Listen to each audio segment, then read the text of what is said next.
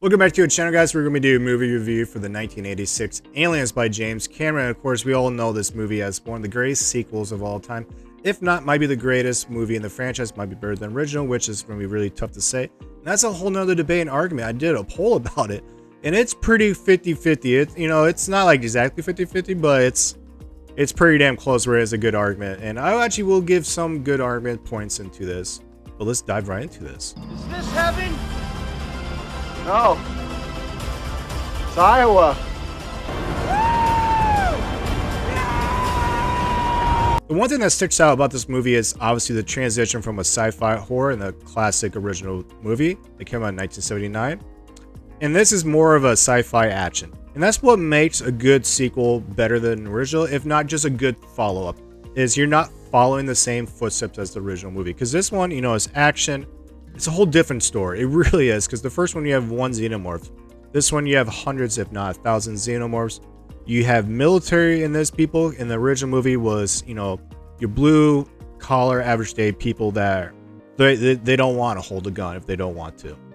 This movie is faster paced. It's funnier than the original movie, and it's more entertaining. And that's not saying all that just because it's better than the original. It's just that's how much different it is. And that's what you need in a sequel movie to have a great follow-up and a good argument if it's going to be better or not than the original. They take the xenomorphs and they add to that depth. They add the elements of the Queen. And the Queen looks amazing. Stan Winston, he came back and did this right after he made this movie. He went on to do Predators and, Jurassic Park and the whole 9 yards. Sigourney Weaver coming back as, the surviving original person, that's really rare to come back, because like in the Friday the 13th movies, every final girl never really came back. Jamie Lee Curtis from, Halloween, Laurie Strode, she was really the only one that came back, but she didn't really have a choice. She was getting attacked. In this case, Sigourney Weaver's character, Ripley, decided to go back to the original planet. Go back to the horrors of what she went through.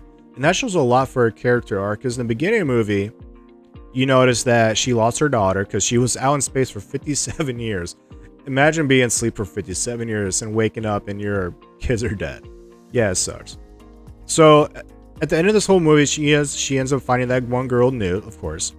And at the end of the movie, she has that motherly figure. I mean, Newt even says mother. So that's a great character arc we get to see. And it's also more of a side that we never saw in the original movie. Because the original movie, she didn't show that motherly figure. It was more of the authority figure, like, listen to me, I'm a woman, I want to be heard. In this case, we hear you. Well, besides the scene with the company, they do not listen to her, do they not believe her. And if you look in the background, you've seen like one guy doing a cross-off puzzle. They're not paying attention. But throughout the movie, she gets hurt because the military, they're kind of like, okay, at first we're like, but now we like to hear your opinion on all this stuff. In my opinion, the highlight of the movie is Bill Paxton. I absolutely love Bill Paxton. It sucks that he died, dude. Because Twister's one of my favorite movies of all time. Enjoy your meal. That wasn't funny, man. Just like the original movie, they do a lot of misdirection, misleading. Because we know that Ash in the very first movie, that AI robot, he turned out to pretty much be that bad guy, so to speak. So in this movie, we get Lance Henriksen that played Bishop. He's a droid. But at first, he doesn't hide it. He does that whole knife thing. Which, when I was a kid, I admit I did that several times, and I got a couple scars from that, so thank you for that. But he cuts himself and he's bleeding, but he's not hiding that he's a droid, and everyone on the ship knows he's a droid, besides Ripley, because they forgot to tell her. But you think since he's a droid, he's going to be like Ash. He's going to have that backstory of he's the company person, he's just there for the facehugger and the xenomorphs, and to pretty much the crew's expendable. But you realize it's actually Burke. Burke is the company guy. He's there for the profit. He's there for the money. And that's why he's the only company person, because he knows if he has more people there, he would have to split the shares. So he wants all the shares for himself. And it's really nice that even the planet itself is different, because when they first got there, they couldn't breathe. They needed their outfits and all that stuff. And of course, the company sends a group of colony there, called Hades Hope, I believe. Hadley's Hope.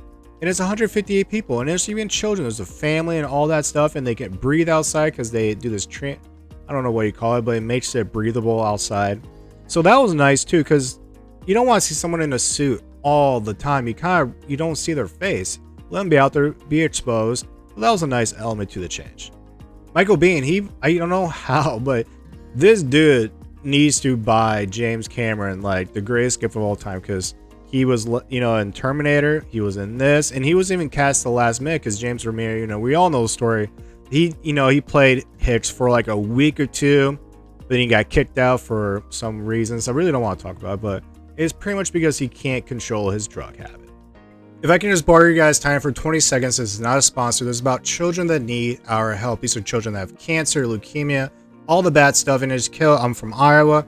We have a children's hospital. If you watch any of the Iowa football games during the first quarter, we did the Iowa wave to the children in the hospital. They deserve all the stuff, and I just want to say, guys, in the description box below, I have a link for description where you can donate, and that's all I want to say, guys, because I absolutely love Iowa, and I love what they're doing with the Iowa children. So please, if you have money and you want to donate, go to the description box, give it to them. Do not give it to me. I'm really surprised that this took 7 years to make after the original movie, because I think the studio, they thought that the original movie was a fluke, a one-off, like, we're not going to do this twice. That was just so lightning doesn't strike twice in the same spot, so to speak. But then when James Cameron came out with Terminator in 1984, you're like, wait a second. Terminator's pretty sweet. Let's bring James Cameron into this and let's see what happens. And sure enough, it turned out to be like the greatest sequel of all time.